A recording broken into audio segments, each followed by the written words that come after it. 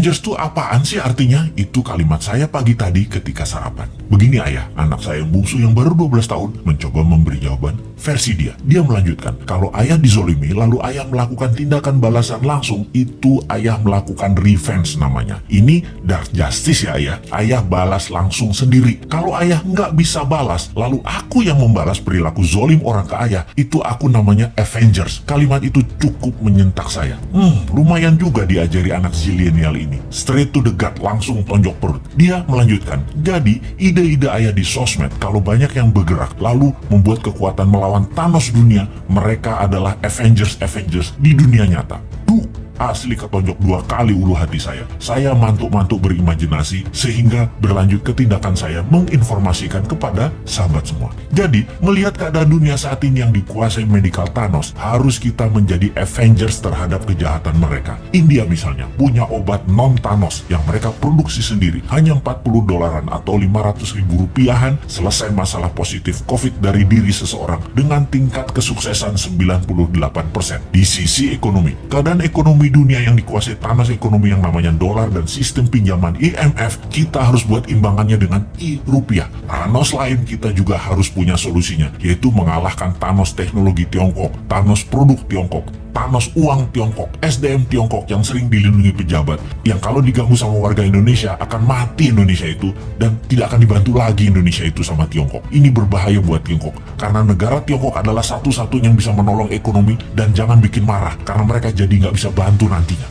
Pejabat segitu rendahnya ya ke NKRI-anmu, kok herannya masih berkuasa dia, padahal rakyat nggak pilih dia loh, tapi dia bisa melakukan apa aja saat ini. Segitu kuatnya tanaman program mindset di masyarakat ya. Tapi bener deh, saat ini buzzer banyak yang japri DM ke bosman untuk tobat, bahwa setelah keluarga mereka banyak terpapar COVID dan bahkan meninggal, mereka mikir juga untuk selamanya menjadi corong semu kebenaran. Waduh, bahaya ini kalau lover jadi hater. Kita tidak boleh membenci saudara sebangsa. Kita hanya mengingatkan perilakunya buzzer yang menjadi ancaman integritas dengan produknya membenci sesama anak bangsa. Kita harus sudahi. Para buzzer, tobat. Andalah pemecah belah kesatuan NKRI. Juga mereka di sekeliling pejabat di istana yang parnoan karena tidak ingin sisi lain anak bangsa dapat porsi, menjadi pembisik pejabat dengan memberikan informasi untuk membenci kelompok yang menjual agama. Dan ini adalah generalisir yang berbahaya. Pendekatan solusi tersering dengan kekerasan itu juga harus disudahi. Ini bisa semakin meruncing perbedaan,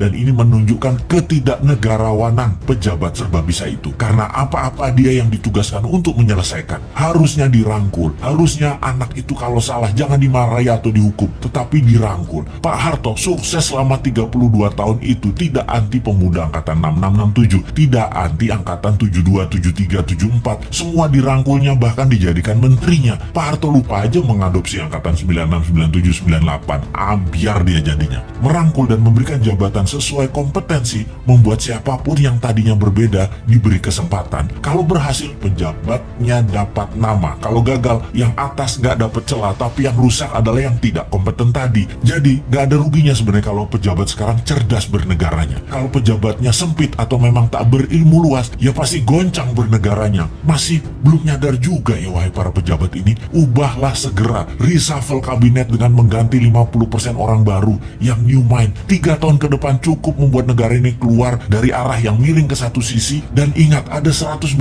negara lain yang bisa kita kerjasamakan, bukan hanya Tiongkok saja. Bener deh, yang tidak kompeten dan tidak cocok dengan perang dunia ketiga ini jabatannya dilengserkan, ganti dengan 30 orang baru. Tapi ya sudahlah, jabatan ada batasnya kok. Kita kembali ke Avengers. Dunia saat ini dikuasai dark side, dikuasai Thanos. Pertama, kita harus melakukan pemahaman dulu bahwa globalis cabal itu ada, tindakannya kejam, dan negara-negara pejabatnya yang lemah nasionalismenya pasti kemakan mereka, dan negaranya tadi jadi jajahan versi baru. Kita harus edukasi bangsa Indonesia ini jangan bergantung pada asing-asing dan globalis, tetapi kita harus berdikari, kekuatan ekonomi sendiri, kekuatan kesehatan sendiri, bergandeng tangan dengan mereka yang nasionalis di luar juga banyak, seperti India salah satunya. Jauh-jauh hari Bosman mengatakan obat COVID India akan menjadi terkuat di luar Tiongkok dan globalis. Sungguh, India is the next China. Afrika Africa is the next province of China. Indonesia bisa the next Amerika kalau pemerintahnya paham. Tapi urusan ini kita biarkan dulu. Sebarkan video-video Bosman ini untuk masyarakat memahami globalis musuh kita bersama dan oligarki perusak sistem bernegara Indonesia. Kita harus memberikan pemahaman bernegara